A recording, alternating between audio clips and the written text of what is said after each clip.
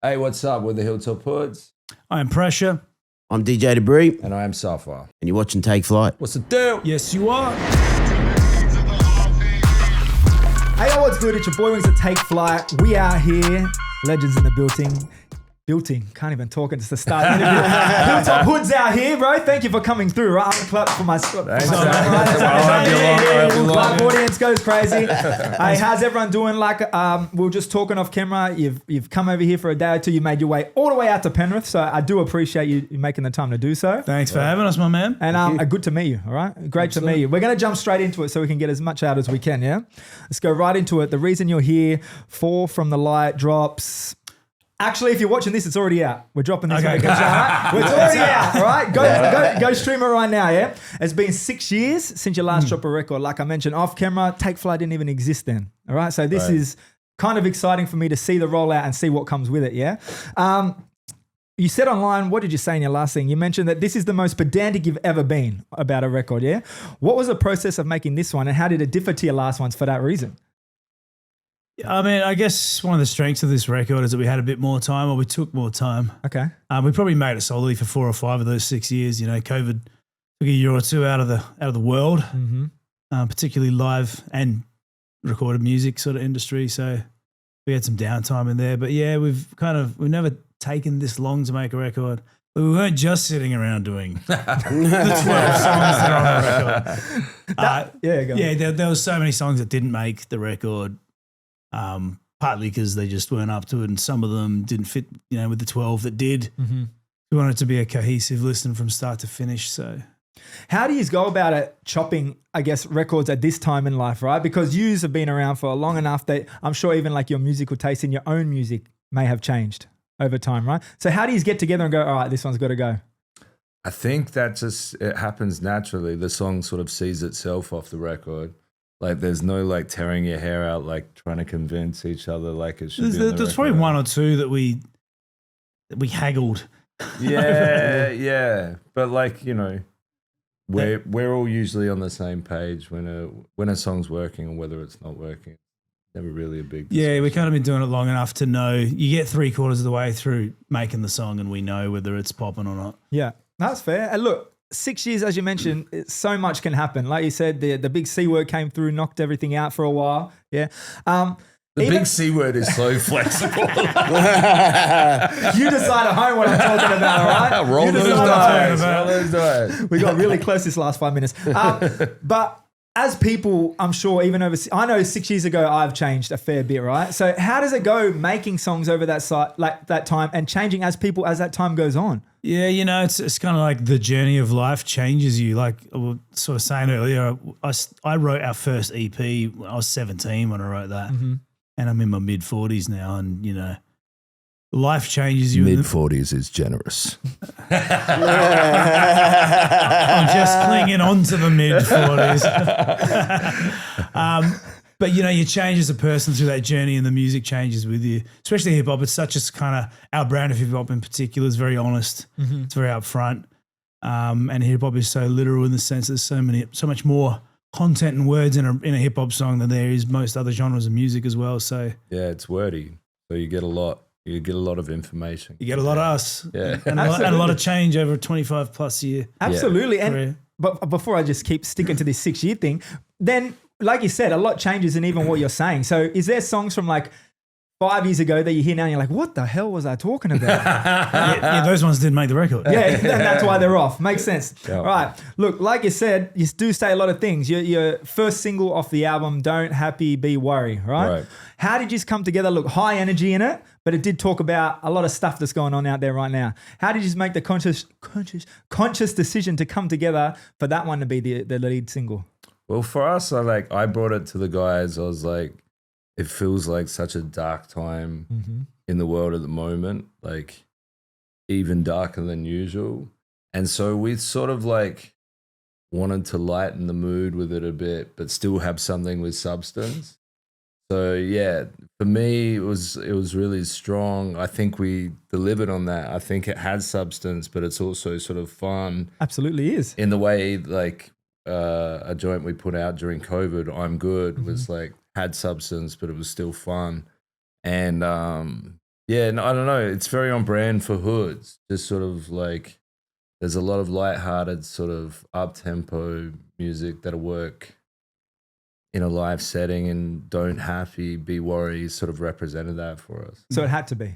It had to be, yeah. It's also probably the song and the record that came together the quickest as well. Yeah. Which is usually a good sign that a song is working. Yeah. You know, the best songs quite often come together really quickly. And it was The film clip was fun to shoot. Yeah. Yeah. any behind the scenes stories from that one that worth a mention, or just getting it in general was a good time? No, that was just a good crew. That we shot out at Dandy, Yeah. in Melbourne, in this big abandoned office area. The director was like 23, and the whole crew were like kids, and they were just like they were amazing. There was like 30 of them just scurrying around. They had this dope energy, and we fed off that energy. And I want to point out they were actually legally adults who weren't doing the child labor. I don't know, a couple in catering was sus, man. I was like, yeah, I don't know whether you can be legally working here. But yeah, no, they had high energy, and like the clip matched the sort of the balance between like the fun and the serious nature of the song. Absolutely. Yeah. All right. Cool, man. Look, moving on. Never Coming Home. You mentioned off camera. You just shot a music video to it featuring 660 as well. Yeah. Shout out 660. They feature on a couple of tracks on there. We'll talk about that in a second. But even more impactful on this one as well, Alex Volkanovski and Colby was on there. Yeah. You had some champions in the building. And Colby Thicker, both UFC fighters. Tell us about bringing them in and the clip in general. Anything you can about this one. Again, I haven't even seen it yet because it's not out. So so I had a connection through Craig Jones, who's his BJJ coach, Alexander Volkanovski, that is. Yeah. And I got his details passed in. I just hit him up and I was like, hey, want to be in a clip?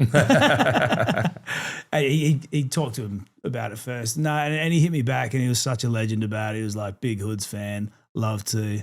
And I fanboyed out a bit. I'm a UFC guy. And he's a world champion, man. Literally, you got a world champion in it, which is... returning world champion. Yeah, his story is fucking amazing.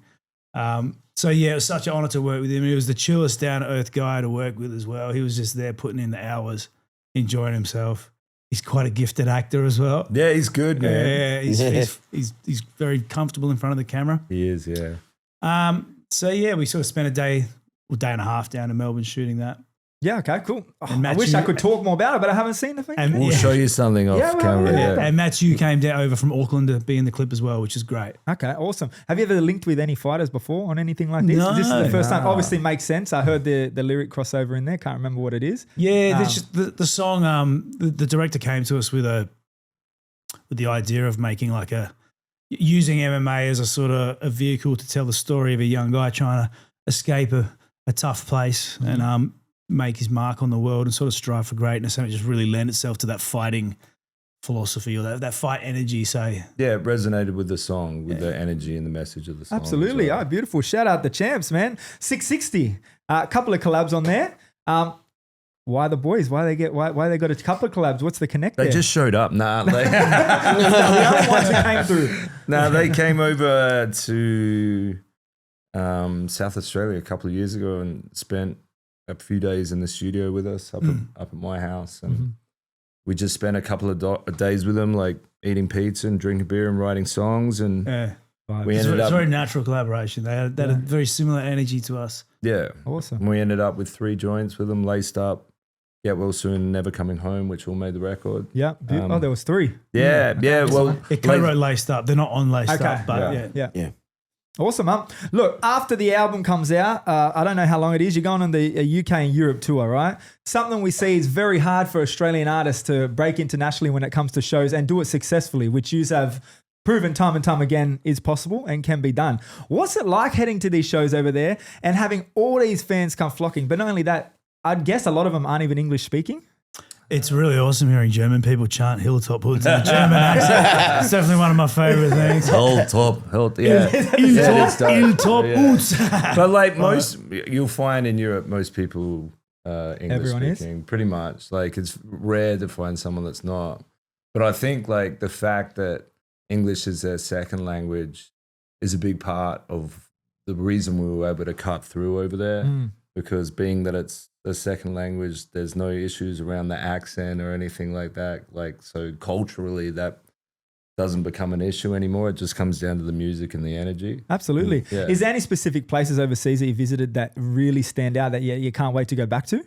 Yeah, for various reasons, we do really course. well in Munich, Prague, London. I mean, there's a lot of expats, of course, in London who sort of passed our music on to the locals over the years. Switzerland, Switzerland, a yeah. great place. Switzerland, yeah. a lovely place in general too. Australian tour though, is there anything you can mention about that one at this point? Yeah, we'll be touring in February and March. Is that already out? No, Okay. but neither's this episode, right? The dates will be out. The dates will be out by the drop of the album? Yeah. Okay, Yeah. awesome. Dates will be out. And we got a few festivals here and there in October, November as well. Awesome. What venues are you doing this time around? Is it a big tour, small tour? I don't know. Oh, no. What's the one? Arenas. Arenas again? Yeah.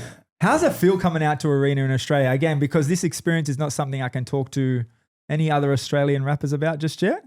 Yeah, it's an overwhelming feeling seeing kind of multi-generational people coming to our show. Like you see a dad or a mum with like teenage kids coming to our show. We've kind of crossed some boundaries over the demographic, over the sort of years. And that for me, it's such a privilege. That's kind of the dream and the goal, right? To be able to have the new hip hop rap fans coming through still be able to listen in. Yeah, absolutely. You know, we're trying to connect with new listeners or fans or whatever every time we put music out. But we're lucky enough that the old hats have stayed in the ring as well and they still turn up. We were talking about this just before you came in, and I feel like they show a lot of love to people who they really love. Like that was a time, like you come from a time even my age, which isn't too far below you guys, but a bit below, that people love who they love. Yeah. Now, you know what I mean? Bit of loyalty. Bit of loyalty. Yeah. Everything's extremely fast now. Yep. There's more content out there. Songs than ever, come and go in a second. But for you guys, I think it's dedicated love and loyalty to yourselves. Well, I think it's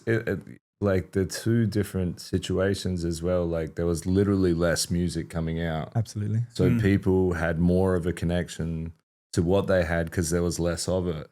And now it's a bit more overwhelming. There's a flood of material. So it's hard to grasp onto something in a way that it was like 15, 20 years ago. And there's more platforms to kind of go through to find the music you like as well now. Yeah. It's everywhere. It's everywhere. And yeah, how easy people can release is still crazy to me. Like you can record a song on a phone and it could blow up. Yep. Yeah. Shout out to As TikTok. well. Yeah, it's crazy. It's crazy. We started on analog reels. Let that sink in. Bro, look, if we ever get the chance, I'll come to Adelaide. I feel like I'd love to do a long form chat with you about the past, but because I feel like you've got so much to talk about. But today, that's not the day. Just before I go too far past the album, because there is some other key things I just want to talk to you about while you're here, but a favorite song from each of you and why, because this will give me and the people at home, I guess, a good insight of what ones they want to tap into first, possibly. Talking personal favorite off the album. Okay, gotcha. Probably Rage Against the Fatigue for me. It's another one we shot a video for last week. It's sort of traditional throwback boom bap style hoods track. It's very early us. Very early us, produced by Sesta from Funkors. And yeah, I don't know. It's about not being able to sleep, which is a issue which is very dear to my heart. That's real. I'm definitely in the trenches as we talked about. Yeah, Yes, man. right now. I feel you. That's all right. It's the mode of just normal. Yeah. Amen. Yeah, for me, I think probably my favorite record off the album is The Gift. Yeah. It's kind of like we've sort of said, it's a bit like the heart of the album. It's an ode to, my parents and the gift of music that they gave me and exposed me to in my formative years as a kid, and how that carries on from a love of music and has probably enabled the career that we've been lucky enough to make out of Hilltop Hoods. And yeah, it was really nice to sit down with them and play it in front of them, and watch them tear up a little and resonate with me. So That's yeah, a moment. that was a That's beautiful moment. That is a moment, man.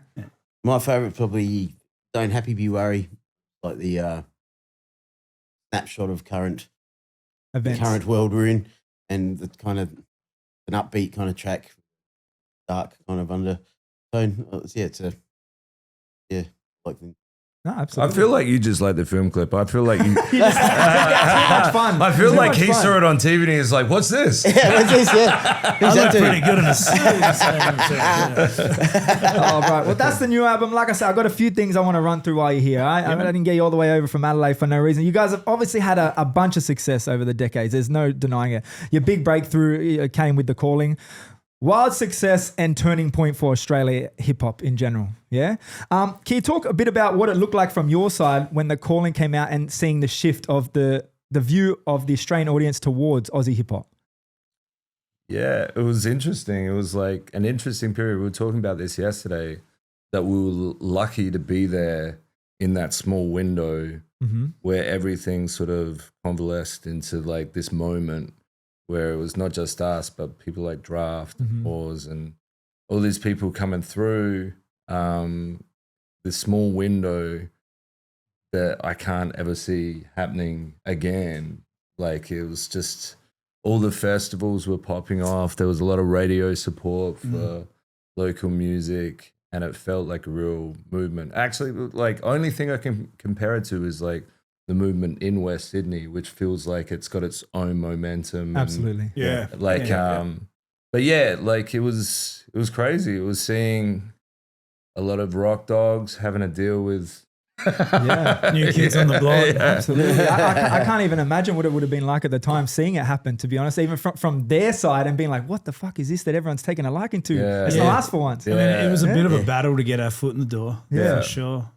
Not everyone received Australian hip hop with No. open arms. a lot of people. Most didn't, A lot of people still do. Oh, right. Absolutely. Which is, it is crazy to see bits by bits. Like you said, even the Western Sydney thing and the little subgenres, I guess you'd call it, right now that people are taking a liking to and spreading the audience-wise out here, right? Well, that's the difference as well. Like when it started out, it was like one flat thing. Correct. There was no like subgenres from it, and now that's a difference, and it's a good point of difference as well. You 100%. need that diversity within it for it to grow. Absolutely. Yeah, and it was smaller back then, and that's kind of come from it being have grown. So it's, we're able to have all those subgenres of people doing It had to different start. things from different parts of Australia. Yeah, absolutely. Look, before The Calling, shout out 24 Karat Kev for this one. You guys had tracks on the Culture of Kings albums. Yeah. Alongside some other underground hip hop acts at the time, right? Look, after that, you obviously dropped the album, The Calling, since then. Yep. And then, like you mentioned, went on to do some crazy festivals, getting the mainstream play. What was it like going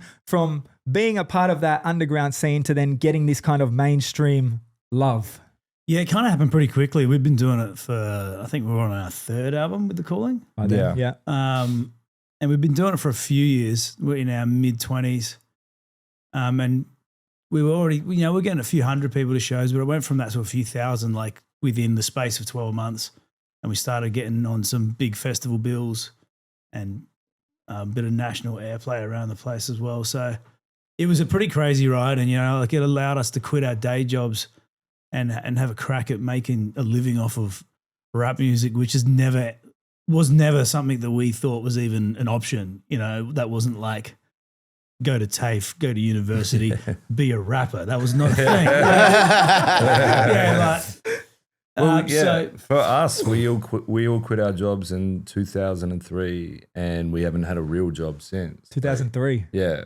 So Yeah, 22 years. it was Was about there- 6 months after we dropped that album. Did you all like come together and be like, we're all quitting this one day? Like you join and like you hit your jobs and just quit it? Or is it a process? My boss, who was my dad at the time, was lucky. I was lucky enough for him to give me a job. Was like, stop fucking taking every Monday and Friday off. Just go do it. Yeah. So he got behind me and supported me. Shout out Which to was, that. yeah. Which was Okay. dope. What were you doing for jobs real quick before I that? was just managing a storeroom, Let's packing go. boxes. Let's go. The normal ass job, Korea. right? Yeah, cement. Cement? Yeah. Let's go.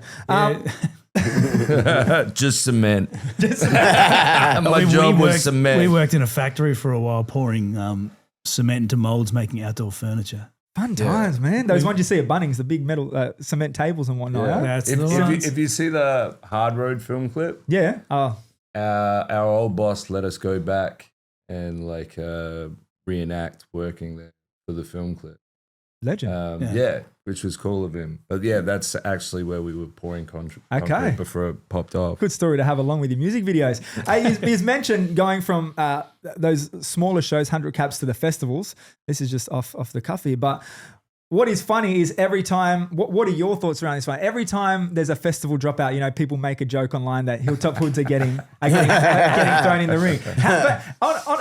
That's a huge compliment to yourselves. How does it feel to be the go-to guys to know that this festival is going to have some success once you get thrown on? You know, I'm not mad at it because American rappers get paid more than me, so I will happily take their pay packet. And they also drop out a lot. So absolutely, man.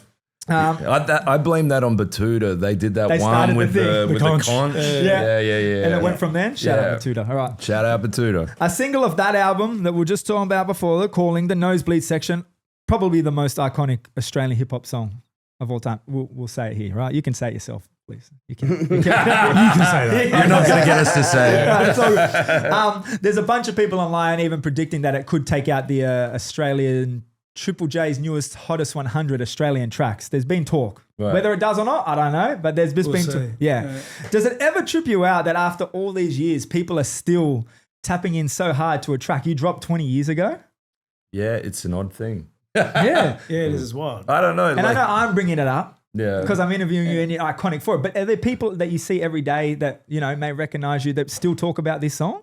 Yeah, look, we still get like the DMs to this day, like, hey, did you know the Nosebleed Section is actually like is what? Is actually at the nosebleeds. The seats at the back of the arena, not the we front. still get those to this day, and it's like, dog, that was 22 years ago. Leave us alone. Do you think we haven't been like had this conversation? Yeah. But yeah, it's great. Like we still have to have it in the live show. Absolutely. We can't drop it. I wouldn't. No, but I don't have to rap on it. So. But no verse, you get no. But you know, we had a discussion about this like 10 years ago because there was a point where like, do we drop this song out of the set? And we're like, we can't. No. And I'm super thankful for that song because without that song, you know, we might not be sitting here right now. Absolutely. Yeah, and you know, like. I think like as a fan, when I go along to see hip hop groups that I love, when they try to dodge their old catalog and just push new music, I'm like, I want to see the iconic songs that they got. Yeah, that's not what I'm here for. Yeah. It's got to be a blend, you know. You got to play the old ones people know and a bit of new shit as well. Absolutely. What we're trying to do. Are there any songs off this record now that you think or that you'd like to see, or you could imagine competing with something like the Nosebleed Section? Or is that hard in this day and age? I don't think in our catalogue there'll ever be a song that competes with it. I mean, hopefully some songs pop off. We were actually having a discussion on the way here about what songs from the new album we're going to include in the live set. Yeah. So I think it's still like, figuring that one out. You're still working it out now. Yeah. That was of its moment. Yeah. And like, because it was at a time where like, the scene was popping off. I think absolutely a lot of people have a lot of nostalgia attached to that song, and that's what sort of gives it that life. Yeah, and gives it. Yeah, so I don't know. Yeah, no, understandable, man. Look, another hit record, Cosby Sweater. Of course, we don't have to talk about him anymore. I've seen you talk about that 100 times. But a cool thing that I like is you do different renditions with it at your shows where you bring someone out and let them do their own thing, right? Yeah. It's awesome to see, yeah? Yeah. It's a lot of fun. You know, we get local rappers up or old friends. Of course. You got anyone set up for 2025, first of all? Haven't thought about it. Put your hand up? Yeah. No, I'll suggest some people, all right? We can find. So no one yet. But 10 years ago, you did one with a young rapper called TK Mazda. Don't even know how to say it properly. But TK Mazda, who's absolutely killing it internationally now, right? Yep. Yeah. She's out of Adelaide herself. Yes. Is there anyone you're tapping in from Adelaide at the moment? Any younger up-and-coming artists, anything you've been? Actually, I got a friend of mine who I'm helping with a bit of stuff at the moment that I got on the radar. Yeah. Roll yeah, and his son Freestyles. Yeah, yeah. No, my oldest is just turned 21. Okay, and he's into it. Or? He's mad into it, but he won't do it in front of me. I'm like, Give him a couple of beers, might drop some bars. Does he do it? No, he won't do it. He won't do it. Yeah, but I reckon we Adelaide show, he wrote 16, we get him up. Yeah, bro, look. I'm all for it. That'd be hectic to see happen, Him man. and Riley can do it That's back a and moment forth. in itself. Yeah, Absolute moment in itself. Do you stay tapped into music at this day and age out here in Australia? Because it's very I'm going to be honest, I listen to a lot of podcasts. Okay. Yeah. Fair enough. Yeah. Understandable. Okay. Cool. Yeah. Just shout out Goobsy from Adelaide. I got to say, I've said it before. That's my guy. And also shout out Rems and everyone out of Adelaide. There's a lot of things happening down in the trenches out there right now too, to be honest. Look, since the last few years, maybe even longer, there's been a bit of a narrative between like the older heads in hip hop and the newer gen. Mm-hmm. Yeah. You guys have shown a lot of love to the newer gen along the way. So it's beautiful to see. What are your thoughts around people trying to compare the two and saying that there's a rip in the two, if that makes sense? Look, we don't have a riff, so if other crews do, that's for them to sort of talk about. But I've always, we've always really tried to sort of, I guess, use our platform to give up and coming artists as much of a step up as they can and hand up, because we got given a hand up by older heads when we were young. So that's that kind of it's something that's actually quite important to us. But as a fan, like watching the West Sydney stuff, like has been like really exciting to watch. Like watching 1-4's moment has been really exciting for me. I think it's like reinvigorated the scene for me personally. Anyway, to be completely honest, for the country, like what them popping out doing their thing. Obviously, the issues they face, the Netflix doco. If you've watched, it's huge. You know what I mean? Like, what as people who've been around it, and then did you watch the Netflix doco? Yeah. Have they? Yeah. Did you ever expect that a rap group out of here would be having like release pressure like that? No, It's crazy. yeah, and they're getting pressed, and it's fucked. It sucks. Absolutely. And the fact is still happening to this day. But again, for someone like yourselves who have been around and seen this happen, I think it'd just be a crazy look. Like to be like you could never expect these young dudes out of Western Sydney or anywhere in Australia, doesn't matter where it is, it could have a task force against them. Dude. Yeah, it's an amazing story. Yeah. Anyway, this isn't about 1-4, but we're there now. I love that you've tapped into stuff like that too. And Kev's the one that made me realize this too. Do you know who 24 Karat Kev is? Yeah. If not, 24 Karat Kev, I'm shouting you out again because he's a good guy when it comes. I'm loving all the down camera shout outs. Because I know the people I'm talking to will be watching. Yeah. Look, you spanned across 4 decades, your career, or as rappers now. It's leading up to, right? So from what, the early 3 heading towards? I'm not 60, bro. No. But 90s, 2000s, 10s, 20s. Coming up to 3. I guess from our formative years of I'm talking being in about high school, falling in love with 90s rap. Yeah. Absolutely, yeah. What do you think is your key to longevity? And I'm not talking for anyone else to listen to, for yourselves. What do you think has been the reason why you've been able to do this shit for so damn long? Trying to stay fit, staying humble. We work pretty hard to kind of, every time we kind of start up a new record as a new project, we have a lot of discussions about, not resting on our laurels and trying to make the next album as good or better than the last, We've toured hard as well, Absolutely. our whole lives. And like this last 2 years has probably been the most we've slowed down. And it was a conscious decision. We only done 2 shows this year and 2 shows last year. And now we're leading into 30, 40 shows or whatever. Crazy. But, like, you've got to grind those out. And, like, I don't know, even in places like Munich, we've probably played there like 10 times. Like, you know what I mean? Just grinding out the shows. Yeah, and we've done that consistently for the last 20 years. Absolutely. Our career might be bigger, but for particularly the last 20, we've just hit the road a lot. And you got to win fans by getting live and getting them in front of them, which, is getting harder to do. But we used to put our own shows on back in the day so we could get in front of people. Yeah. Are we talking small little ones when you first started? Yeah. You have to. Just while I remember, before we get close to the end here, but like when it came to the time of you doing these arenas, obviously coming from a time where that wasn't possible, not even doing the shows or getting your music across the country. What is the feeling like knowing that you have a show coming up where 15 to 20,000 people are there ready to watch you and sing along to your songs? Oh man, it's like the best high that you can get, that natural adrenaline rush for sure. That's probably the part of it that I love the most still, is getting up in front of a crowd, getting that exchange of energy from people in front of you and getting to perform your music to them. and they mouth it back at you and they know the song. That's I like the qualification as well. Best natural high you can get. Look, there are better highs, guys, but I haven't tried DMT yet. as far as natural endorphins go, one of the last things here, you guys have been at it, like I said, for a long time. You've been by each other's side for a long time. What are some of the best things you've seen in each other change up over the years? Best qualities in yourselves? Because you've seen each other go from teens just trying to do this shit to family men. I'd like to think that we've become much better citizens of the planet. Well, I don't know what it was like back in the day. We were pretty terrible to start. we weren't like, we were just rat bags. We were just knuckleheads. No, we were naughty kids. We weren't bad kids. Yeah. Yeah.